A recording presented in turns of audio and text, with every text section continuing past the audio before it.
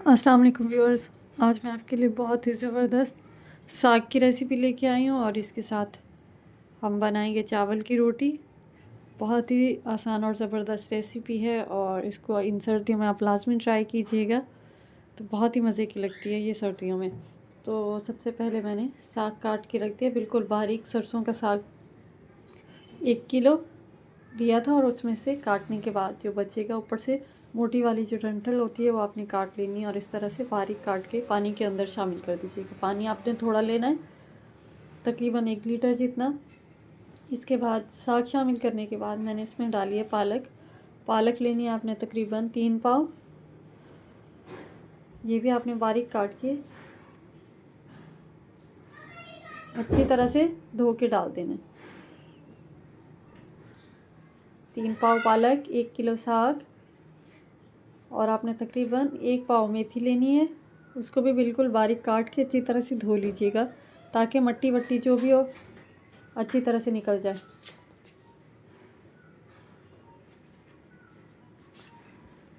मेथी ज़्यादा शामिल मत कीजिएगा, नहीं तो इससे फिर कड़वाहट आ जाती है। बस 1 पाव मेथी बहुत है।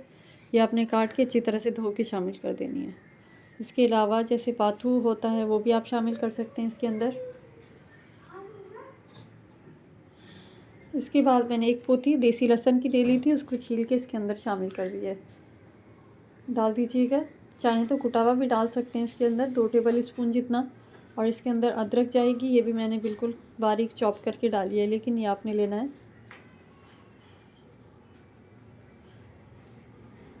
तकरीबन 1 खाने का चमचा।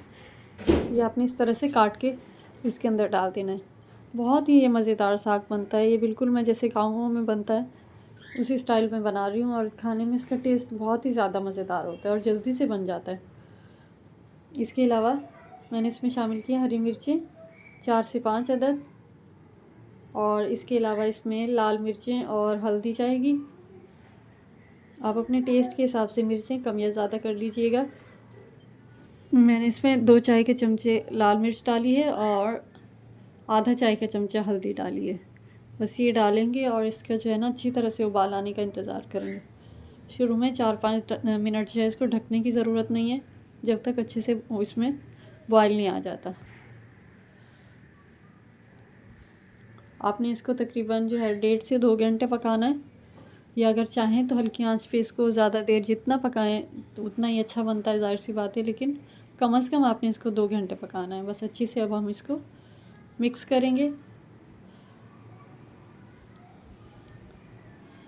बिल्कुल देसी स्टाइल में आपके साथ जो है मैं इसका साग का तरीका बता रही हूँ, बहुत ही मज़े का बनता है।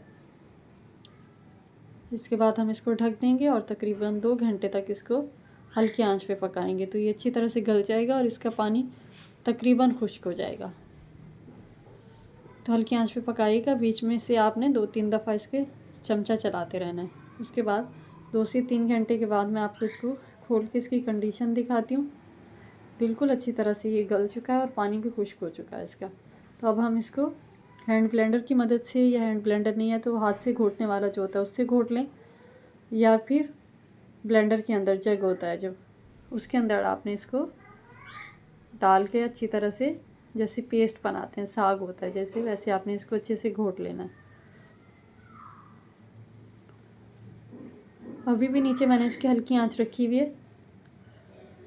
अब मैंने 1 कप पानी लेके उसके अंदर 4 खाने के चमचे आटा डाला है। आटा डाल के इसको मिक्स कर लीजिएगा।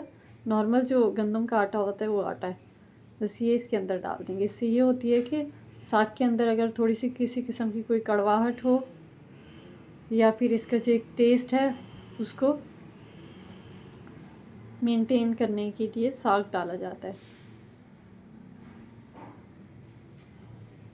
ये डालने के बाद इसको हम 4 से 5 मिनट ढक देंगे, क्योंकि ये आटा डालने के बाद इसमें जो है उबाल आते हैं और छींटे निकलते हैं तो हाथ जलने का डर होता है। तो बस 4 से 5 मिनट इसको अच्छे से पका लीजिएगा और इसको फ्राई कर लेंगे। अब इसमें मैंने डाला है 3 से 4 टेबल स्पून जितना ऑयल। मैं कम क्योंकि साग फ्राई कर रही हूँ, आप अपने हिसाब से जो है ना कम ज़्यादा कर लीजिएगा। इसके बाद मैंने इसमें ज़ीरा शामिल किया है। ज़ीरा डालने के बाद इसमें लहसुन जाएगा। 2 से 3 जवे लहसुन के लेके बिल्कुल बारीक काट लेंगे। ये डाल देंगे इसके अंदर और इसको हल्का सा कलर चेंज होने तक फ्राई करेंगे।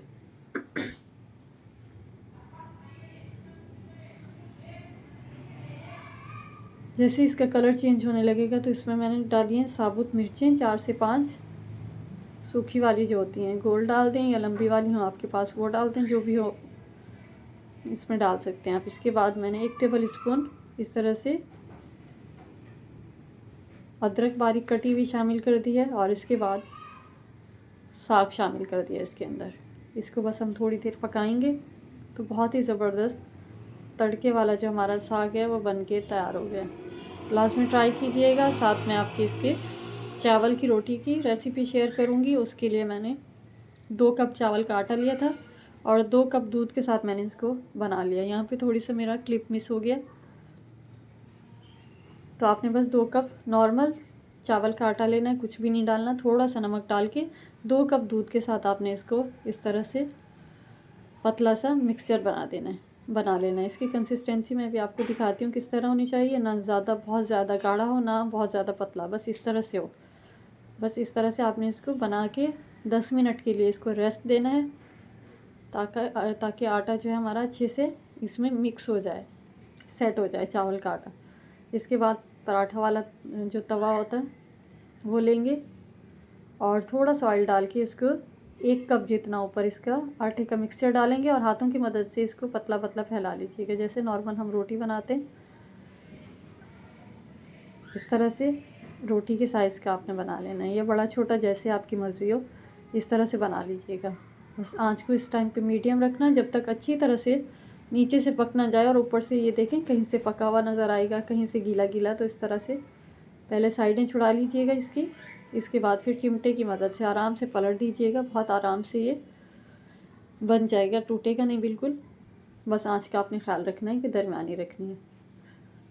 इसके बाद पलट दें, फिर थोड़ा सा इसके ऊपर आपने ऑयल लगाना है, चाहे तो ऑयल लगा लें, मक्खन लगा लें, घी लगा लें, जो आपकी मर्ज़ी हो आपने लगा लेना है।